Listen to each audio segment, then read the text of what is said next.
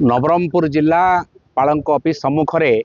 गत फेब्रुआरी 12 तारिख रु क्रमागत भाव प्रतिदिन दिवारात्र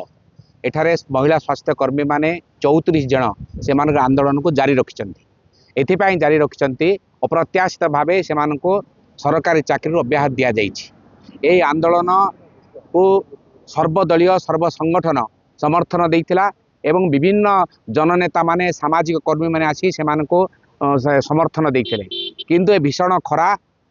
जो होउची आमे देखिलु उत्कट खरारे अनशन को जारी रखा ठीक है ना प्रथमत द्वितीयत जिलापाल आमे जो मिसिलु साक्षात कलु सीडीएम को साक्षात कलु आमर आंदोलन 20 तारिख को जो प्रत्याहार कलु से आम अनुमान करूँ से चिठी लिखिं कर्पस फंड मान को थईथान करने जहाँकि ओडिशा सरकार पाखे रही तेणु आम आज अनुरोध करूँ जे अंतत किछि दिन पर्यंत तुम आंदोलन को स्थगित कर एवं से समय दि जे आमे तुम सहित अच्छु तुम आंदोलन सहित आम जड़ित अच्छु जदि सरकार तुम कथा न बुझंती ए भीषण खरा जो होती आंदोलन को डाइवर्ट करी अन्य आंदोलन जारी करवा तुम मैंने आज अनशन उठाओ बोली आम आज आम वरिष्ठ नेता माने सबु दलर प्राय आसी जमा होती आम से आज अनुरोध करें तो ओल्लैचु फेब्रुआरी 12 तारिख रु आज्ञा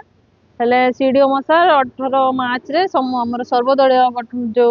आमको समर्थन करते समस्त डाकी डाकिले सार कहले ना आमको कॉर्पोरेट फंड रे रखा हबो बोलिकी रखाई पारिबो तले से माने आगु बढ़ुचंती हमको जदि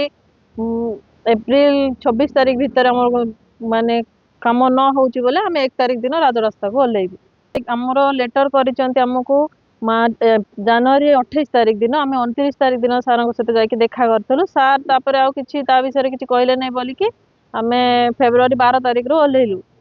आज आमर आंदोलन